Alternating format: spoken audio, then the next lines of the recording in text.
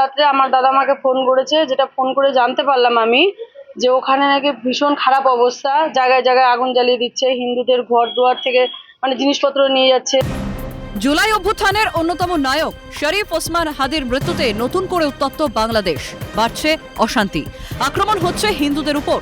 পদ্মাপাড়ের এই অবস্থায় পরিবার নিয়ে উদ্বিগ্নে এপারে চলে আসেন মানুষজন, যেমন পুরাতন মালদহের বাসিন্দা জয়ন্তী মণ্ডল কিংবা পালপাড়ার জীবন। তারা আগে বাংলাদেশে ছিলেন, কিন্তু এখন পুরো দস্তুর ভারতীয়। ভারতে চলে আসায় নিজেদের নিয়ে উদ্বেগ কেটেছে, কিন্তু আত্মীয় পরিস্বজন সবাই বাংলাদেশে, ফলে উদ্বেগ বাড়ছে।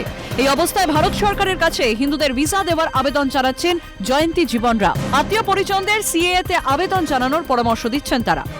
রাত্রে আমার দাদা আমাকে ফোন করেছে, যেটা ফোন করে জানতে পারলাম আমি যে ওখানে নাকি ভীষণ খারাপ অবস্থা, জায়গায় জায়গায় আগুন জ্বালিয়ে দিচ্ছে, হিন্দুদের ঘর দুয়ার থেকে মানে জিনিসপত্র নিয়ে যাচ্ছে। যারা মেয়েরা ধরেন একটু কি বলবো আর আপনাকে, যে সমস্ত মেয়েরা উপযুক্ত তাদেরকে মনে করেন ঘর থেকে বের করে নিয়ে চলে যাচ্ছে। মানে কোনো মেয়েদের তো কোনো সুরক্ষা নাই, ছেলেদেরকে বিভিন্ন রকম অত্যাচার করা হচ্ছে। টাকা পয়সা না দিলে বলছে বাড়ি থেকে বের করে দেবো, ভাঙচুর করে দিচ্ছে। এত খারাপ অবস্থা।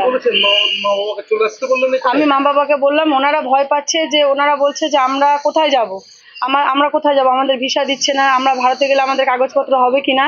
তো আমি ওনাদেরকে আশ্বাস দিয়েছি যে তোমরা নিশ্চিন্তে থাকো, আমাদের সরকার ব্যবস্থা করছে। আমি 84 সালে দেশে চলে আসছি অত্যাচারে, মানে মা বোনের ইজ্জত রক্ষা করতে, জীবন বাঁচাতে, সনাতন ধর্ম রক্ষা করার জন্য এই দেশে আসছি। আমাদের আর যাওয়ার জায়গা নাই ভারতবর্ষে ছাড়া। তাই অনুরোধ করছি সরকারের কাছে যে অবিলম্বে হিন্দুদের ওখান থেকে ভারতবর্ষে পার করার মতো সুযোগ দেওয়া হোক। আমরা এই অনুরোধটাই করবো। আর এই নিয়ে রাজনৈতিক তরজা উঠেছে তুঙ্গে। সিএএ তে আবেদন করুন, তৃণমূলের খপ্পরে পড়বেন না, পরামর্শ বিজেপির উত্তর মালদা সাংগঠনিক জেলার সভাপতি প্রতাপ সিংহের। আমরা সিএতে আবেদন করার জন্য আহ্বান জানিয়েছি।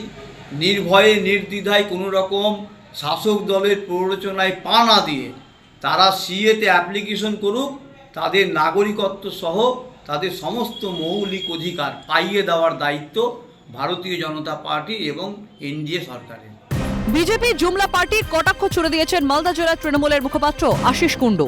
জুমলাওয়াজ পার্টি, এই বিজেপি কিসের সিএ? আপনারা প্রধানমন্ত্রী চেয়ারে নরেন্দ্র মোদী বসেছে, তখন এসআইআর করার প্রয়োজন হলো না। এসআইআর এখন করে বাংলার মানুষ শয়ে মানুষ মারা যাচ্ছে। সিএ নাম করে আতঙ্ক ছড়াচ্ছেন সারা বাংলা জুড়ে।